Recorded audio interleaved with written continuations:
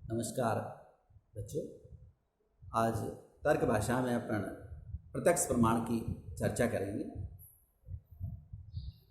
प्रमाण के विषय में प्रत्यक्ष, अनुमान, उपमान और शब्द, उनमें पहला जो है प्रत्यक्ष प्रमाण है। प्रत्यक्ष का लक्षण उन्होंने दिया है कि प्रत्यक्ष ज्ञान करणम प्रत्यक्षम। प्रत्यक्ष ज्ञान का जो करण है वो प्रत्यक्ष कहलाता है। इंद्रिय और पदार्थ के सन्निकर्ष से उत्पन्न होने वाला ज्ञान प्रत्यक्ष कहलाता है। अर्थात इंद्रिय और पदार्थ के जो सन्निकर्ष से उत्पन्न होने वाला जो ज्ञान है उसको इन्होंने प्रत्यक्ष कहा है। और प्रत्यक्ष के इन्होंने दो भेद बताए हैं कि प्रत्यक्ष दो प्रकार का होता है, एक निर्विकल्पक, एक सविकल्पक। निर्विकल्पक के अंतर्गत जिनमें निष्प्रकारक विशेषण विशेष संबंध ज्ञान रहित ज्ञानम निर्विकल्पम, अर्थात विशेषण और विशेष संबंध के ज्ञान से रहित जो होता है वो निर्विकल्प होता है। और सविकल्पक सप्रकारक, यानी विशेषण और विशेष संबंध ज्ञान सहित जो ज्ञान होता है वो सविकल्प ज्ञान कहलाता है। जैसे यह वो व्यक्ति है, इस प्रकार का जो ज्ञान है वो सविकल्प कहलाता है। यह जैसे यह ब्राह्मण है, ये ज्ञान श्याम है, ये राम है, इस प्रकार का जो ज्ञान होता है वो सविकल्प कहलाता है। यानी नाम जात्यादि योजना रहित ज्ञानम निर्विकल्पकम और नाम जात्यादि योजना सहित ज्ञानम सविकल्पकम।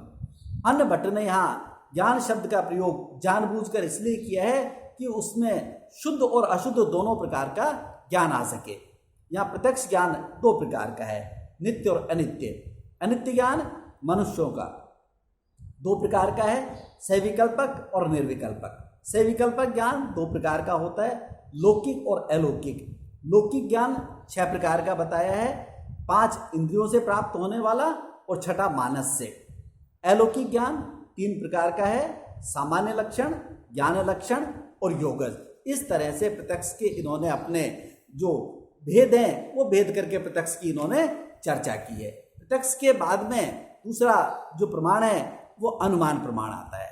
अनुमान का लक्षण इन्होंने दिया है अनुमिति करणम अनुमानम, अर्थात जो अनुमिति का जो करण है वो अनुमान कहलाता है। अनुमिति का जो करण है वो अनुमान है। परामर्श से उत्पन्न होने वाले ज्ञान अनुमिति कहलाता है। व्याप्ति विशिष्ट हेतु के पक्ष में ज्ञान परामर्श कहलाता है। जैसे यह पर्वत वहिनी व्याप्य धूम वाला है, यह ज्ञान परामर्श ज्ञान है। इससे उत्पन्न होने वाला पर्वत वहिनीमान है कि पर्वत आग वाला है, यह ज्ञान उपमिति कहलाता है। जहां जहां धूम है वहां वहां अग्नि है, यह साहचर्य नियम व्याप्ति कहलाता है। व्याप्य का पर्वत आदि में रहना पक्ष धर्मता कहलाता है। अर्थात ये इस प्रकार से इन्होंने अनुमान का जो प्रमाण है उसको पुष्ट करने के इन्होंने अपने साक्ष्य दिए हैं। किस प्रकार से अनुमान में ये 4 शब्द आते हैं, अनुमिति, परामर्श, व्याप्ति और इसके साथ में फिर अनुमान के इन्होंने 2 प्रकार बता दिए कि अनुमान 2 प्रकार का होता है, एक स्वार्थ अनुमान और दूसरा परार्थ अनुमान। स्वार्थ जिसमें स्वयं को अनुमिति हो, जैसे कोई स्वयं ही रसोई घर में बार बार देखकर जहां धूम है वहां अग्नि है, ऐसी रसोई घर में व्याप्ति ग्रहण करके और पर्वत के समीप जाकर उसमें अग्नि का संदेह होने पर पर्वत में धूम को देखकर कि जहां जहां आग है वह जहां जहां धुआं है वहां वहां आग है, ऐसी व्याप्ति स्मरण करता है। ऐसी व्याप्ति जब उसमें स्मरण हो जाती है, इसके अनंतर पर्वत वहिनी व्याप्य है, यह ज्ञान उत्पन्न उसके मन में उत्पन्न होता है, यही लिंग परामर्श कहलाता है। इसमें पर्वत वहिनी वाला है, यह अनुमिति ज्ञान उत्पन्न होता है, यह स्वार्थानुमान है। अर्थात व्यक्ति अपने घर में अनुमान को देखकर, रसोई घर में अग्नि को देखकर जब वो बाहर जाता है पर्वत आदि पर और वहां पे इस प्रकार से उसका अनुमान धुएं को देख के ये अनुमान करता है कि हाँ भाई जहां जहां धुआं होता है वहां वहां अग्नि होती है। ये इस प्रकार का जब उसे अनुमान हो जाता है तो कहता है ये पहले प्रकार का जो अनुमान है वो स्वार्थानुमान कहलाता है। दूसरा परार्थानुमान, जो स्वयं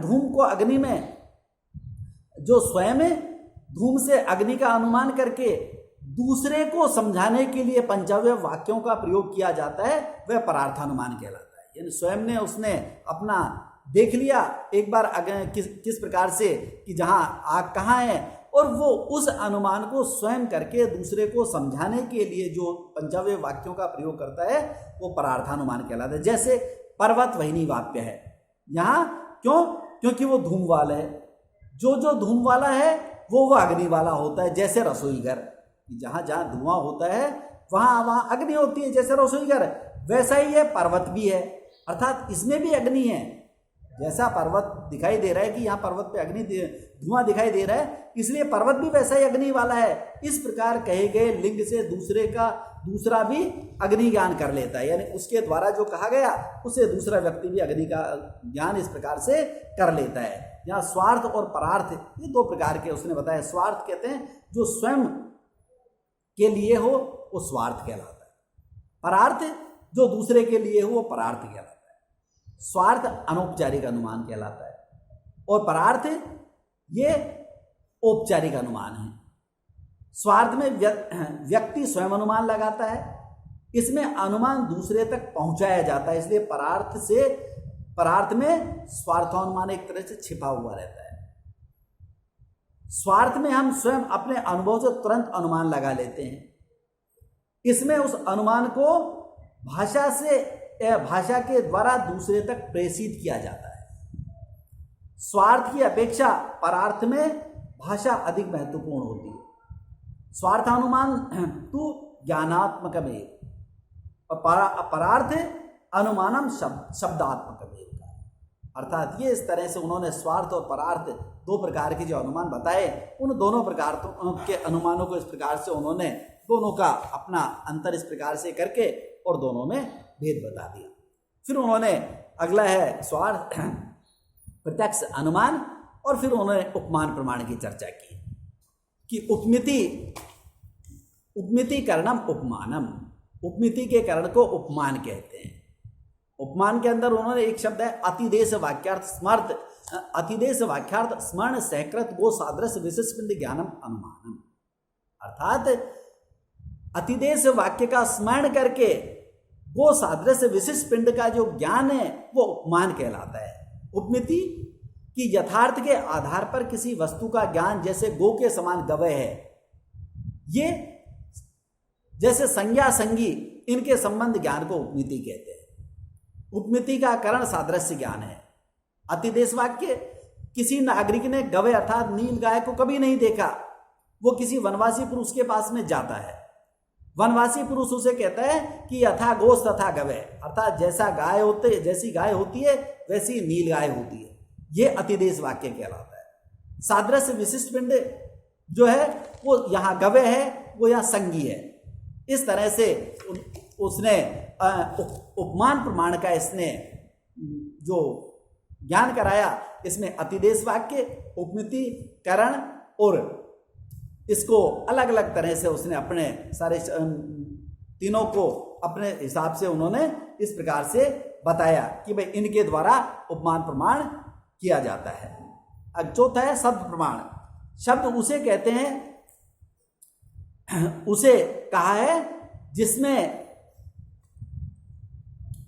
अर्थ को बताने वाली शक्ति हो। जैसे आप्त व्यक्ति का वाक्य शब्द प्रमाण है। आप्त किसे कहा है? यथार्थ वक्ता को यहाँ आप्त कहा है। आप्त वाक्य, आप्त के द्वारा हमें पदार्थ का यथार्थ ज्ञान होता है। जिस शब्द के द्वारा यथार्थ ज्ञान हो वही शब्द प्रमाण है, वही शब्द प्रमाण कहलाता है। यानी इसमें वाक्य पद समूह वाक्य कहलाते हैं। जैसे गाय लाओ, पद किसे कहा है? शक्ति युक्त पद कहलाते हैं। जैसे यह जो ईश्वर का संकेत है वो शक्ति कहलाती है। वाक्यार्थ ज्ञान यहाँ 3 प्रकार का बताया है। पदों का समूह वाक्य है। वाक्य बनने के लिए पदों में आकांक्षा, योग्यता और सन्निधि होनी चाहिए। जैसे आकांक्षा के लिए किसी शब्द के न आने से किसी शब्द का पूर्ण ज्ञान न दे पाना। जैसे अन्नभट्ट के अनुसार कि पद पूरा अर्थ नहीं दे सकता जब तक कि उसके साथ दूसरा पद न हो।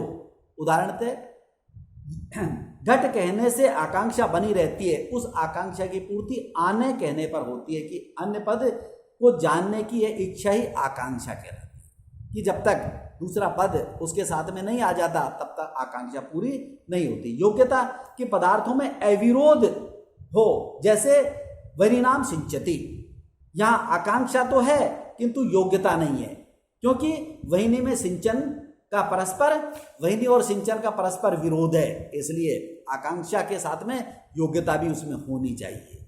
तीसरा सन्निधि, दो या दो से अधिक पदों का बिना अंतराल के कहना सन्निधि कहलाता है। सन्निधि का अर्थ अर्थात शब्दों का निरंतर बोध, जैसे घटम आने, अर्थात जहाँ शब्दों का निरंतर बोध होगा कि एक शब्द के पश्चात अविराम दूसरे शब्द का इस प्रकार से आना, ये इस तरह से उसने सन्निधि का अर्थ स्पष्ट किया। यहां इस तरह से हम कह सकते हैं कि दोनों के पश्चात यानी एक के बाद दूसरा इस प्रकार से जब आएगा उसके बिना दूसरे शब्द का अर्थ दे पाना संभव नहीं है, और उस अर्थ के अंदर भी उसका जो मूल भाव हो वो तभी है जब वो सामने वाले व्यक्ति को ये समझा सके कि मैं क्या चीज मंगवा रहा हूं। जैसे व्यक्ति भोजन कर रहा है तो वो कह रहा है कि वो, जैसे किसी ने कहा कि सैंधवम आने, इसके दो अर्थ हैं, एक नमक और दूसरा घोड़ा। अगर भोजन कर रहा है तो ये अपेक्षा कर रहा है कि भाई नमक लेके आओ, और अगर वो बाहर जा रहा है तो इस प्रकार की अपेक्षा उसे होती है कि घोड़ा लेके आओ। इस तरह से वो कह रहा है कि भाई वास्तव में उसमें ये जो शब्द के आकांक्षा, योग्यता और सन्निधि है, इनका होना भी बहुत जरूरी है। धन्यवाद।